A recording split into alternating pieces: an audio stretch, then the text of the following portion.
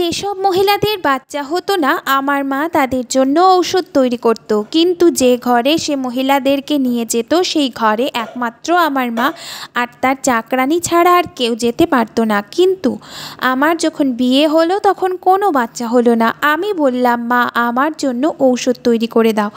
মা খুব কঠিনভাবে বারণ করে দিল। আর একদিন আমি তার চাকরানিকে বললাম আমায় সাহায্য করতে। সেদিন চাকরানি নিজের মুখ লুকিয়ে মায়ের ঘরে গেল। মা তাকে জিজ্ঞাসা করলো যে তুমি মুখ চাপা দিয়েছো কেন?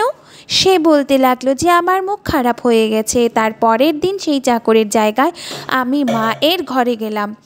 আর এরপর যে ঘটনাটা আমি দেখলাম সেটা দেখে প্রায় আমার প্রাণ বেরিয়ে যাওয়ার মতো অবস্থা হলো।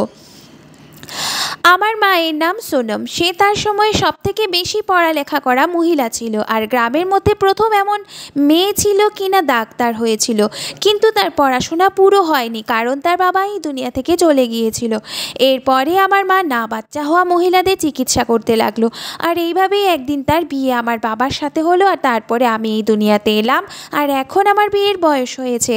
আমার মা ঘরের মধ্যেই মহিলাদের চিকিৎসা করতো, আর সেই মহিলারই চিকিৎসা করতো। তার বাড়িতে বাচ্চা নিশ্চিতভাবেই হতো। মা পড়ালেখা করা মহিলা ছিল, কিন্তু একটা ঘটনা খুব অদ্ভুত লাগতো, আর তা হলো কেন একটা আলাদা ঘর বানিয়ে রেখেছিল মা, সেখানে সেসব মহিলাদের চিকিৎসা করতো। আমার 17 বছর বয়স হয়ে গিয়েছিল, কিন্তু তখনও পর্যন্ত আমি ওই ঘরটা খুলে দেখিনি যে ভেতরে কি আছে। ওখানে শুধুমাত্র আমার মা আর তার চাকরানি যেতে পারতো। তার বয়স আমার মায়ের মতোই ছিল। সে আমার মায়ের সুখ দুঃখের সাথী ছিল। আমার মা বিয়ের আগে থেকেই তাকে জানতো, আর এখন তো তারা দুজনে একে অপরের খুব প্রিয় বন্ধু হয়ে গিয়েছিল।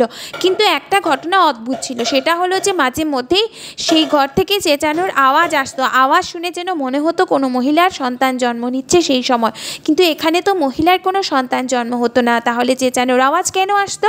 আমি ঘরে যাওয়ার অনেক চেষ্টা করেছিলাম, কিন্তু মা কখনো আমাকে ভেতরে নিয়ে যায়নি।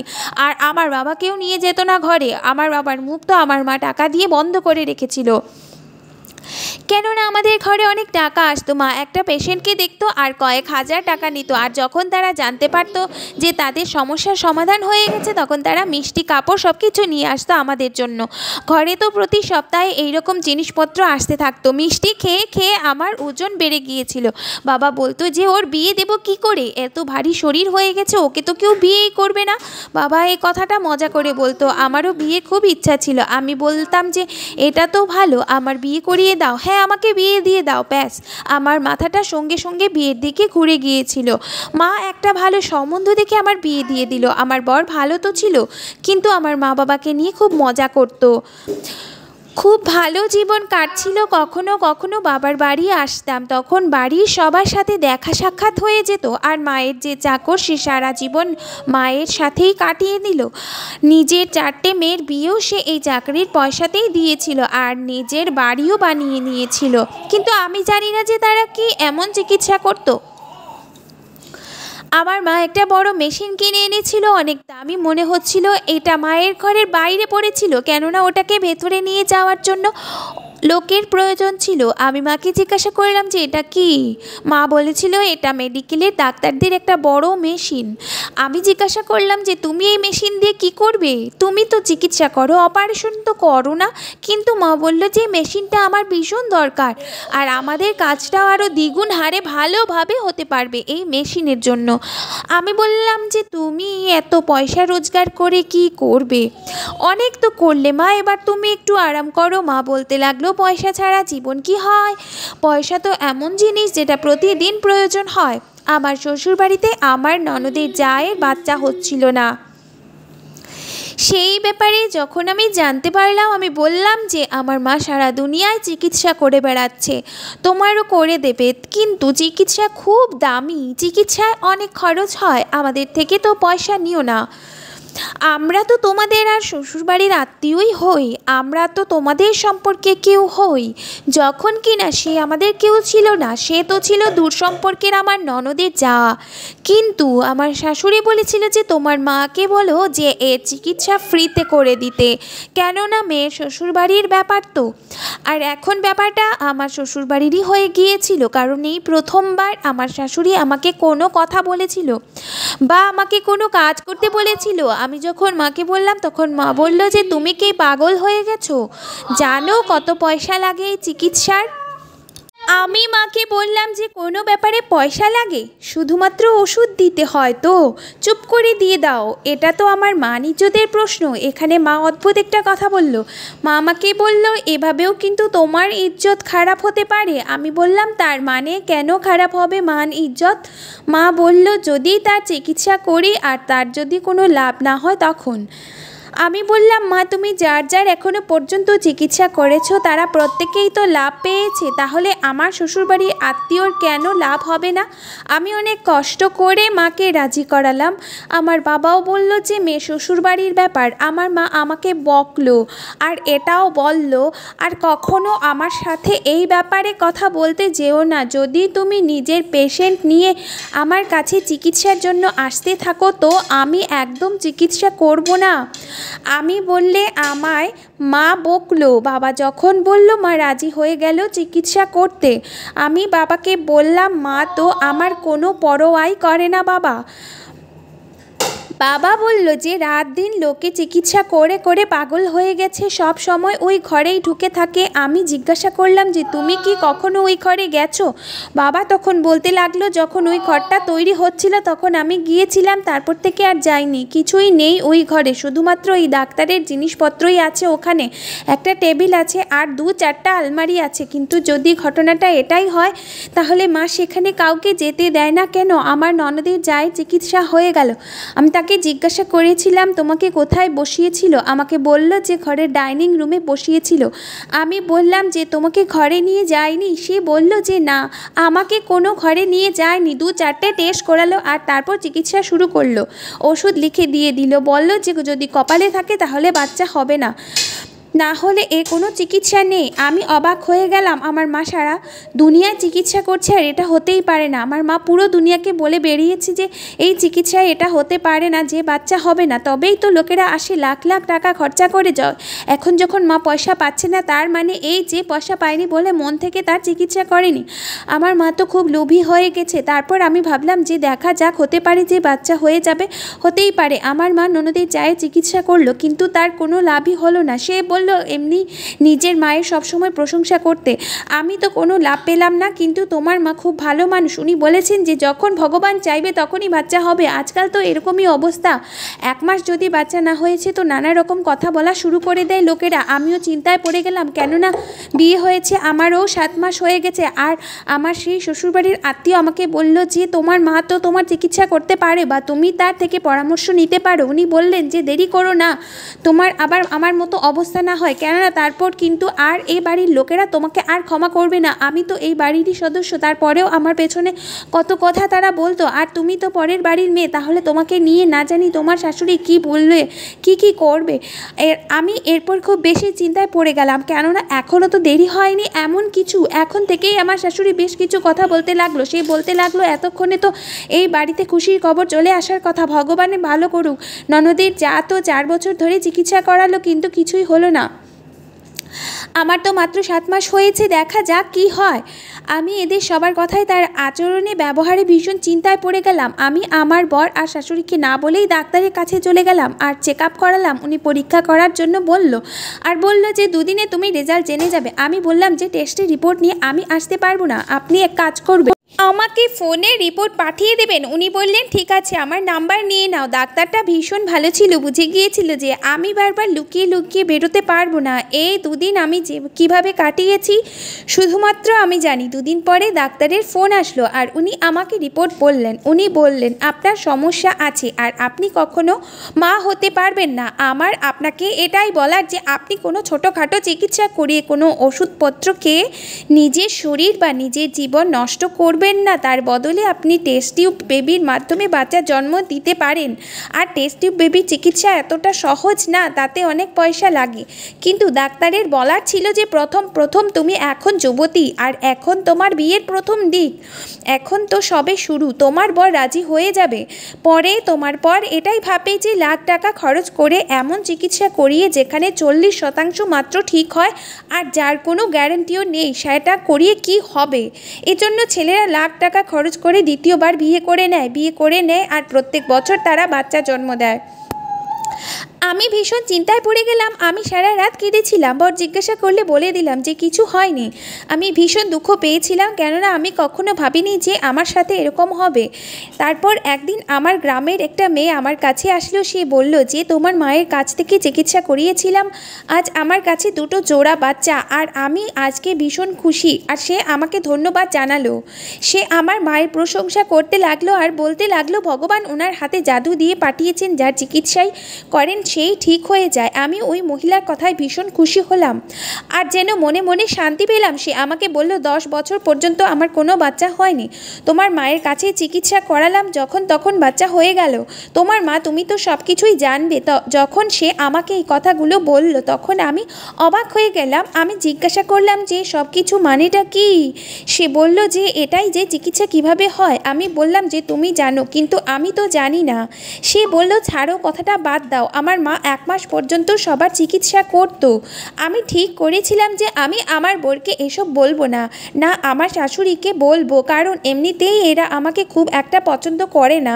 আমি নিজের মাকেই সব কিছু বলবো, তার থেকে চিকিৎসা করাবো। এরপরে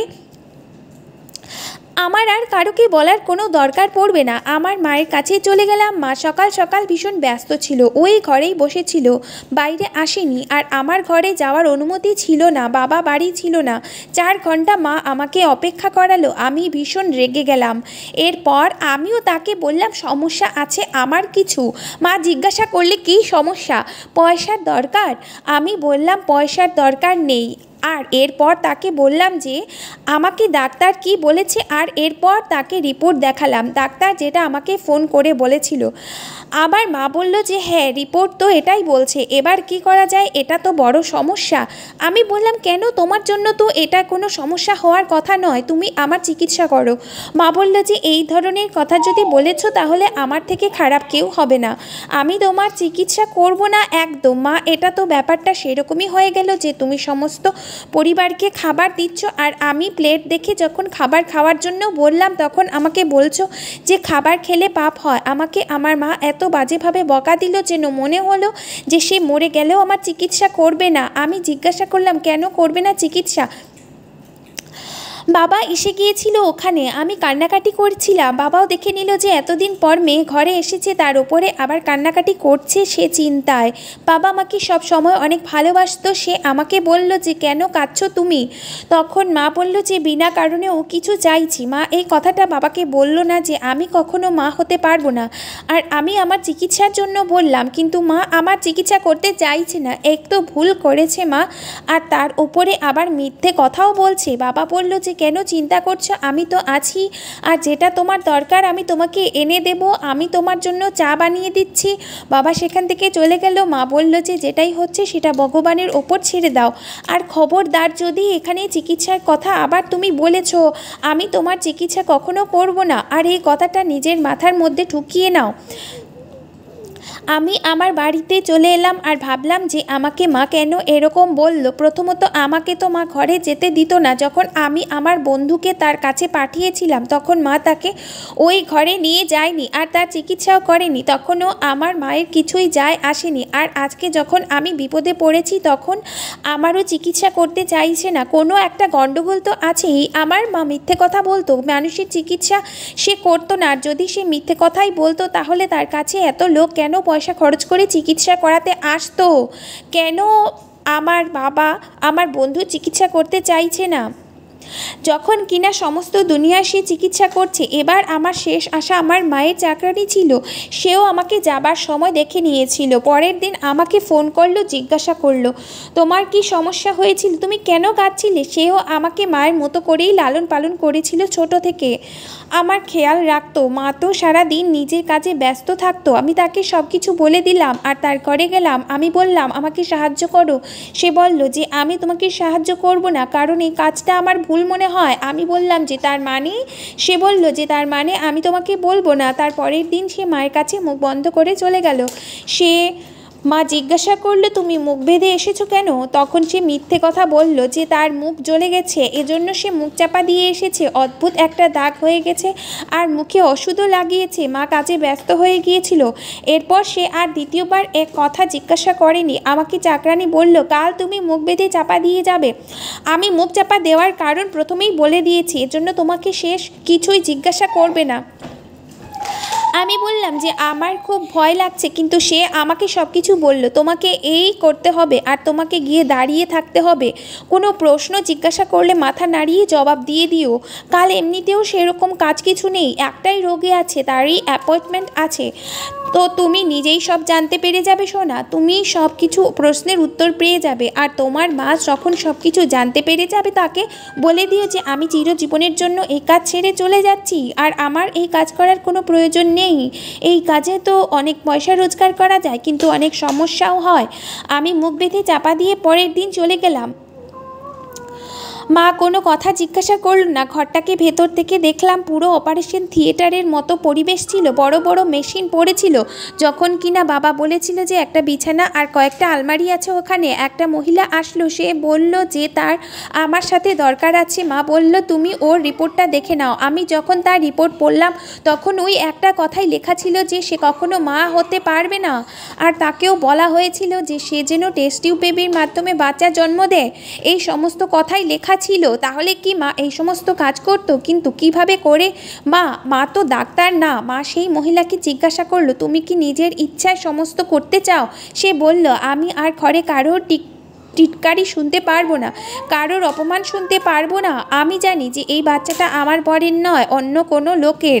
কারণ আমি যখন মা হয়ে যাব, যখন বাচ্চা হয়ে যাবে, সবাই এটাই ভাববে যে এটা আমার বরের বাচ্চা। আমি যে বাজা এটা শুনে শুনে আমি পাগল হয়ে গেছি। আমি নিজের মুখে হাত চাপা দিলাম ভয়ে। এর মানে মা টেস্ট টিউব বেবির কাজ করে, তার মানে এই চিকিৎসা চলতো এতদিন ধরে ওই বাচ্চাগুলো তাদের বরের নয়, অন্য কোনো লোকের। এজন্যই মা এত বড় বড় দামি দামি মেশিন আনিয়েছিল। আর অবাক হওয়ার মতো ব্যাপার হলো মহিলারা নিজেরা এই কাজের জন্য রাজিও হয়ে যেত। এই গ্রামটা একটা ছোট্ট গ্রাম। এখানকার গ্রামের লোকেদের মধ্যে এত বুদ্ধি কোথায়? এই জন্যই তারা রাজি হয়ে যায়। অথবা বাজা এই কথাটা শোনার ভয়ে, বা যে মহিলারা বাজাত এর জন্য তাদের ওপর যে অত্যাচার করা হয়, যে কথা শোনানো হয়, তাই তারা এই কাজ করতে রাজি হয়ে যায়। তখন সেই মহিলা চলে গেল। আমি নিজের মুখ খুললাম। আর আমার মা চমকে উঠল আর বিরক্ত হয়ে গেল, রেগে গেল। এই জন্যই আমার মা আমার চিকিৎসা করতে চাইছিল না। কেননা সে চাইতো না যে আমি আমার বরের ছাড়া অন্য কারোর বাচ্চাকে জন্ম দিই, যাকে আমি জানি না পর্যন্ত।